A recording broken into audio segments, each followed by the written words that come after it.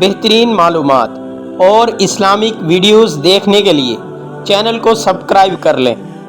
جزاک اللہ۔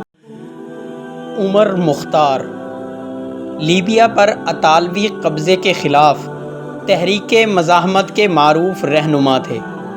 وہ 1858 میں جنزور نامی گاؤں میں پیدا ہوئے۔ انہوں نے 1912 میں لیبیا پر اٹلی کے قبضے کے خلاف اگلے 20 سال تک تحریک مزاحمت کی قیادت کی۔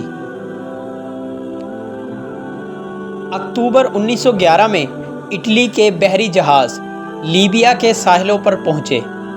اطالوی بیڑے کے سربراہ فارا فیلی نے مطالبہ کیا کہ لیبیا ہتھیار ڈال دے، بصورت دیگر شہر تباہ کر دیا جائے گا۔ حالانکہ لیبیائی باشندوں نے شہر خالی کر دیا، لیکن اٹلی کو ہر صورت میں حملہ کرنا تھا، اور انہوں نے 3 دن تک طرابلس پر بمباری کی اور اس پر قبضہ کر لیا۔ یہیں سے اطالوی قابضوں اور عمر مختار کے زیر قیادت لیبیائی فوجوں کے درمیان جنگوں کا سلسلہ شروع ہو گیا۔ عمر مختار، جو معلم قرآن تھے، صحرائی علاقوں سے بخوبی واقف تھے اور وہاں لڑنے کی حکمت عملیوں کو بھی خوب سمجھتے تھے۔ انہوں نے علاقائی جغرافیہ کے بارے میں اپنی معلومات کا اطالوی فوجوں کے خلاف بھرپور استعمال کیا۔ وہ اکثر و بیشتر چھوٹی ٹولیوں میں اطالویوں پر حملے کرتے اور پھر صحرائی علاقے میں غائب ہو جاتے۔ ان کی افواج چوکیوں، فوجی قافلوں کو نشانہ بناتی اور رسد اور مواصلات کی گزرگاہوں کو کاٹتی۔ عمر مختار کی زیر قیادت مزاحمتی تحریک کو کمزور کرنے کے لیے اطالویوں نے نئی چال چلی اور مرد، عورتوں اور بچوں کو عقوبت گاہوں میں بند کر دیا۔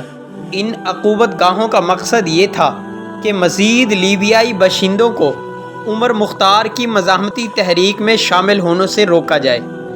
ان کیمپوں میں 1,25,000 باشندے قید تھے، جن میں سے 2/3 شہید ہو گئے۔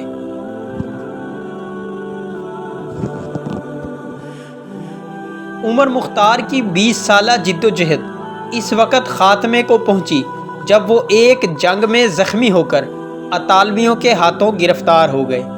اس وقت ان کی عمر 73 سال تھی، اور اس کے باوجود انہیں بھاری زنجیروں سے باندھا گیا اور پیروں میں بیڑیاں ڈال دی گئیں۔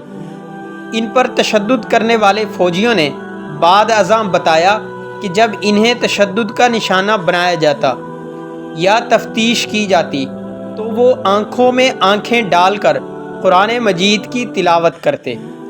ان پر اٹلی کی قائم کردہ ایک فوجی عدالت میں مقدمہ چلایا گیا اور سزائے موت سنا دی گئی۔ تاریخ دان اور دانشور ان پر عائد مقدمے اور عدالت کی غیر جانبداری کو شکوک و شبہات کی نگاہ سے دیکھتے ہیں۔ ان سے جب آخری خواہش پوچھی گئی تو انہوں نے اِنَّا لِلَّهِ وَإِنَّا إِلَيْهِ رَاجِعُونَ پڑھا۔ انہیں 16 ستمبر 1931 کو سرعام پھانسی دے دی گئی، کیونکہ اطالوی عدالت کا حکم تھا کہ عمر مختار کو پیروکاروں کے سامنے سزائے موت دی جائے۔